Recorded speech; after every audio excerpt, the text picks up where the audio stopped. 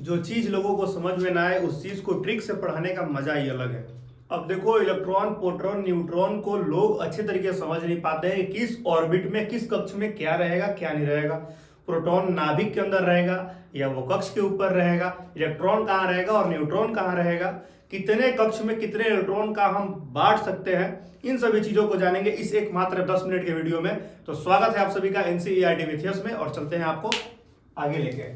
जितनी भी कॉन्सेप्ट होगी सभी ट्रिक के माध्यम से होगी, ताकि आपके दिमाग में आराम से जा सके। और देखो, मजा आएगा आपको पक्का। ये 8 मिनट का वीडियो या 10 मिनट का वीडियो, आपको ऐसा नहीं लगेगा कि आप इससे बोर हो रहे हो, है ना। तो परिकल्पित रूप से हम लोग मजे से पढ़ेंगे इसको। चलते हैं, शुरू करते हैं इस वीडियो को। मजा आए लाइक करो, दोस्तों में सब्सक्राइब करो और शेयर करो। चलो, इलेक्ट्रॉन, प्रोटॉन, न्यूट्रॉन को सबसे पहले समझेंगे या होती क्या चीज है, और उसके बाद आगे चलेंगे कक्ष की ओर, बांटेंगे हम इन चीजों को। सही है। अब देखो, परमाणु के 3 मौलिक कण हैं, और तीनों मौलिक कण जो है उनका नाम है इलेक्ट्रॉन, प्रोटॉन और न्यूट्रॉन। इनके आविष्कार किसने किया, इन सभी चीजों को भी जान लेते हैं हम। अभी देखो, एक ट्रिक के माध्यम से मैं एक छोटा सा ट्रिक लिखता हूं यहां पर, जिससे आपको आसानी से समझ में आएगा।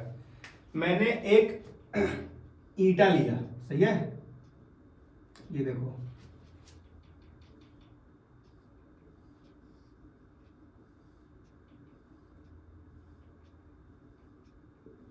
मैंने एक ईंट लिया, और ईंट पर मैं क्या कर रहा हूं कि एक लड़की को नचा रहा हूं ईंट के ऊपर, है ना।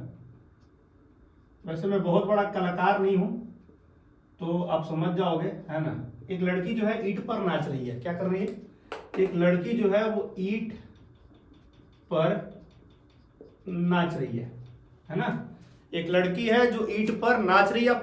इस ट्रिक को समझना कि मैं इसी एक मामूली सी फोटो के ट्रिक से आपका पूरा इनके खोजों के आविष्कारकों के नाम बता दूंगा आराम से। आप देखो, तो मैं पहले देख लेता हूं कि क्या वीडियो पूरी तरीके से आ रही है, कवर हो रही है या नहीं आ रही है। इन चीजों को भी मैं देख लेता हूं एक बार। चलो, सही है, सभी चीजें विजिबल है। हाँ, अब देखो, एक लड़की है जो ईंट पर नाच रही है, मैंने ये चीज बताया आपको। तो देखो, ई से आपका होगा इलेक्ट्रॉन, यहां देखो ई से आपका क्या होगा, इलेक्ट्रॉन, ई से। और इसके आविष्कारक कौन है, तो आविष्कारक होंगे थॉमसन, जे थॉमसन या जे थॉमसन। सही है, जे थॉमसन इसके आविष्कारक हुए। ईट से आप समझ गए क्या हुआ, इलेक्ट्रॉन, जे थॉमसन। पर यानी कि पर हो गया ये। अब देखो, पर से प्रोटॉन होगा, प से क्या होगा, मैं ऊपर लिखता हूं पर का, प से प्रोटॉन हो गया आपका, और प्रोटॉन र से होगा रदरफोर्ड। गोल्डस्टीन मैं समझाता हूं इसके बारे में आपको।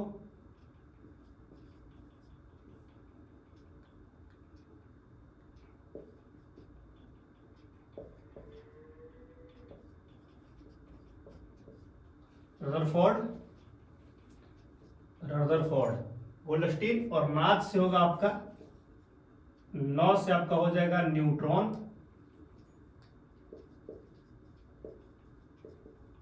और च से हो जाएगा नाच, चैडविक। च से आपका हो जाएगा चैडविक। सही है।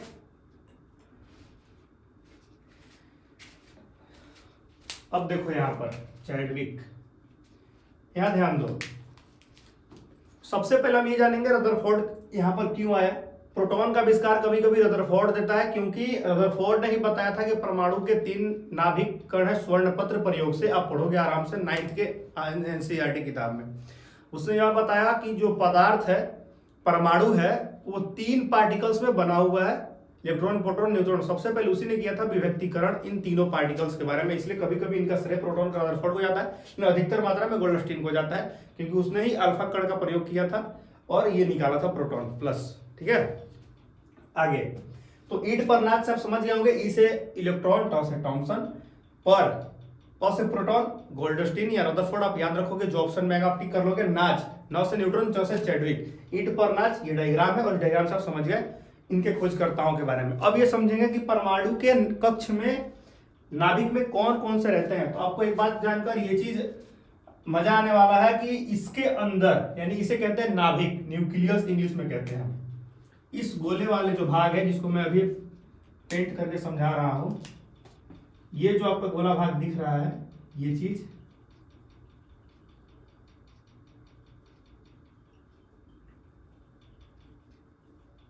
ये है आपका नाभिक। और नाभिक के अंदर दो चीजें होती है, पहली होती है प्रोटॉन और होती है न्यूट्रॉन, है ना। नाभिक के अंदर दो चीजें होती है, प्रोटॉन और न्यूट्रॉन।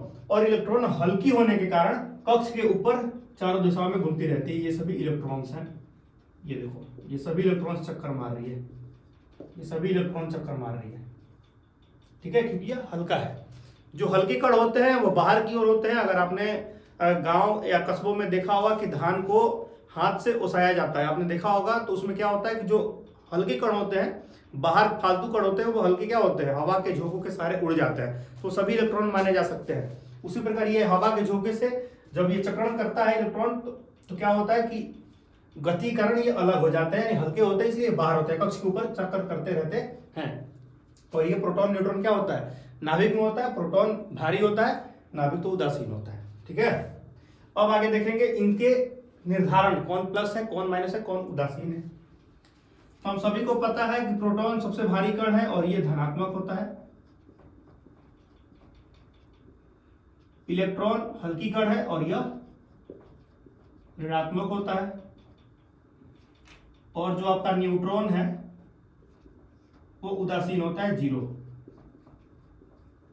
ना उसे प्लस से खबर है ना उसे माइनस से खबर है, वो कोई फर्क नहीं पड़ने वाला, वो रहे चाहे ना रहे, सही है। यहां तक आपको कोई दिक्कत नहीं हुआ होगा। अब आगे समझेंगे हम बोर मॉडल को।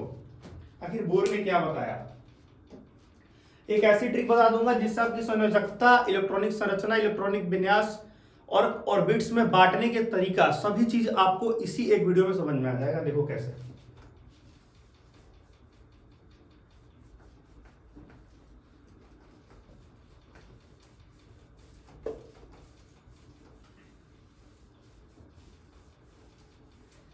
अगर आप रासायनिक सूत्र नहीं लिख पाते हो बढ़िया से, जैसे फेरस सल्फेट कैसे प्राप्त हुआ है, एल्युमिनियम सल्फेट कैसे प्राप्त हुआ है, सल्फ्यूरिक अम्ल कैसे प्राप्त हुआ है, तो उन सब पर भी एक वीडियो में बहुत जल्द लाऊंगा ट्रिक के माध्यम से, जिससे आप किसी भी रासायनिक सूत्र को आराम से लिख सकते हो संयोजकताओं के सहारे। संयोजकता भी आपको याद नहीं करनी पड़ेगी, आपको मैं समझा दूंगा। चलो देखो,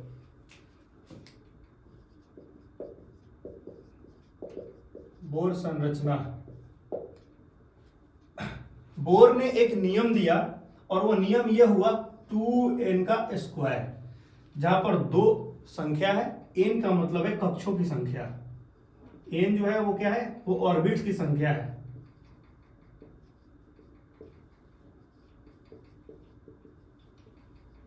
ये चीज क्लियर है भाई, समझ में आ रही है बात। आगे देखो, अब उसने क्या चीज समझाया कि अगर मान लिया जाए कि ये कक्ष है, ये कक्ष है मान लिया जाए, और यहां पर मान लीजिए प्रोटॉन और न्यूट्रॉन स्थान ग्रहण किए हुए हैं, तो अगर आपसे कोई पूछे कि पहले कक्ष में कितनी संख्या आएगी इलेक्ट्रॉनों की, क्योंकि कक्ष पे कौन रहता है आपको पता है, इलेक्ट्रॉन रहता है, तो कोई आपसे पूछ दे कि पहले कक्ष पे कौन सी संख्या आएगी, बताइए कितनी इलेक्ट्रॉन्स होंगे पहले वाले ऑर्बिट में, दूसरे वाले ऑर्बिट में कितने होंगे, तीसरे वाले ऑर्बिट में कितने होंगे, चौथे वाले ऑर्बिट में कितने होंगे, तो आप आराम से निकाल सकते हो। पहले ऑर्बिट को हम कहते हैं k, दूसरे वाले को l, तीसरे को m और चौथे को n, ऐसे क्रम चलता जाता है। ये चीज भी आप जान लो। तो पहला ऑर्बिट का बात कर रहा है, तो फॉर्मूला मैंने आपको क्या बताया, 2n का स्क्वायर, यानी 2 गुना n का मतलब पहला ऑर्बिट का बात हो रहा है, कक्ष k का बात हो रहा है, तो 1 का स्क्वायर यानी कि 2 गुना 1 का स्क्वायर, यानी कि 2। पहले कक्ष में कितने न्यूट्रॉन आएंगे, तो आप बताओगे भाई साहब आएंगे 2। अगर मैं कहूँ कि आपको समझ में आ रहा है, तो आप कहोगे हाँ जी सर बिल्कुल समझ में मेरे को आ गया बात। ये भी क्वेश्चन आती है कि बताइए के कक्ष में कितने इलेक्ट्रॉन हो सकते हैं, तो आप आराम से बता सकते हो कि इसमें 2 इलेक्ट्रॉन हो सकते हैं। वैसे ही मान लो कि एल का पूछ दिया कोई, तो एल कौन सी कक्षा में, दूसरे में, 2 गुना n स्क्वायर फॉर्मूला है आपका, तो 2 गुने 2 का स्क्वायर 2 गुना 4, यानी कि दूसरे वाले में कितने इलेक्ट्रॉन आएंगे, तो आप बताओगे 8। बताओ कोई समस्या। अब कोई तो आपसे पूछ दिया कि बताइए एन ऑर्बिट में, इस वाले ऑर्बिट में कितने आएंगे, तो गिनिए यहां से कितना है, पहला दूसरा तीसरा चौथा है, तो चौथा कक्ष का बात कर रहा है तो 2 गुना एन का स्क्वायर यानी एन का है 4, तो 2 गुना 16 कितना आएंगे चौथे में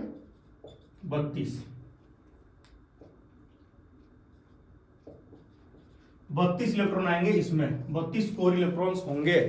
तो उम्मीद है आपको ये चीज समझ में आ गया होगा कि इलेक्ट्रॉन किसमें हम कितना रखेंगे तो मजा आएगा और समझ में आएगा।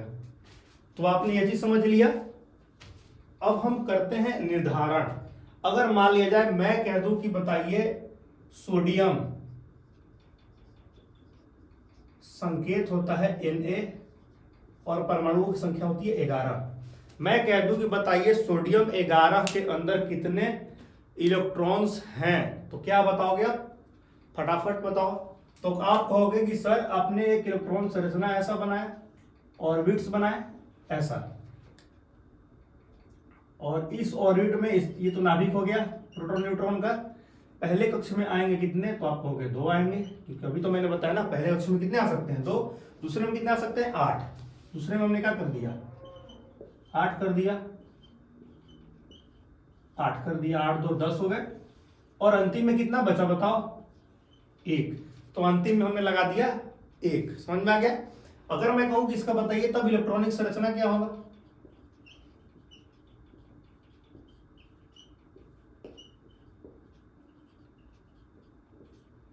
तो आप कहोगे क्या, पहले में 2, दूसरे में 8 और तीसरे में 1, 2 8 है, किसका इलेक्ट्रॉनिक संरचना या इलेक्ट्रॉनिक विन्यास होगा, है ना। संरचना ना लिखा भी विन्यास लिखता हूं, संरचना कुछ और चीज है, समझाऊंगा। इलेक्ट्रॉनिक विन्यास कितने हुए 2 8 और 1। तो उम्मीद है आपको यहां तक भी आराम से समझ में आ गया। अब चलते हैं आगे, एक और देख लेते हैं, क्लोरीन देख लेते हैं। एक और क्लोरीन Cl होता है, 17 संकेत होता है, तो अब बताओ पहले में कितने आएंगे 2, दूसरे में आएंगे 8 10 हो गया, और अंतिम में आएंगे 7, 2 8 7, 2 8 10 7 17 हो गया। अब एक चीज और, ये चीज कॉमन देने वाली इसमें बात क्या होती है वो चीज आप समझो जरा। हमने तो ये बात बता दिया कि इसमें आएगा, पहले वाले क्रम में आएगा 2, दूसरे में आएगा 8, तीसरे में आएगा 18 और चौथे में आएगा 32। लेकिन अगर चौथा अंतिम कक्ष हो गया, अगर ये चौथा जो है वो अंतिम कक्ष हो गया, तो बोर ने एक और बात बताया कि अगर चौथा अंतिम कक्ष हो गया मेरे भाई, तो इसमें मात्र 8 ही इलेक्ट्रॉन आ सकते हैं। एक बात को समझ के रखना आप, अगर चौथा तीसरा दूसरा कोई भी अगर सेल अंतिम हो गया, वो लास्ट नंबर का कक्ष हो गया, जैसे कि ये देखो पहला दूसरा तीसरा चौथा ये अंतिम हो गया, इसमें आने चाहिए 32, लेकिन अगर ये अंतिम हो गया तो इसमें मात्र आएंगे 8। ये भी आप बात याद रखो हमेशा, आने चाहिए कितने मेरे भाई 32, आने चाहिए इसमें 32, लेकिन अगर ये अंतिम कक्ष हो जाता है तो इसमें कितना आएगा, मात्र आएगा 8। ये चीज आप हमेशा याद रखोगे, यही कंफ्यूजन होती है, लोग इसमें 12 इलेक्ट्रॉन भर देते हैं, 18 इलेक्ट्रॉन भर देते हैं, तो कहानी हो जाएगी खत्म, क्योंकि इसमें मात्र आने कितने चाहिए। देखो अब गिनो, इसमें 1 2 3 4, चौथा है तो 32 आने चाहिए। अभी तो बताया ना बोर ने ही तो बात बताया था कि अगर चौथा कक्ष है तो कितने आएंगे 32 आएंगे। लेकिन बोर ने एक बात और बताया था कि अगर चौथा अंतिम कक्ष हो जाएगा, तीसरा अंतिम कक्ष हो जाएगा, कोई भी अंतिम कक्ष हो जाएगा, तो उसमें आएंगे कितने, मात्र 8। ये बात आप जान लो। इलेक्ट्रॉनिक विन्यास हमने सीख लिया है।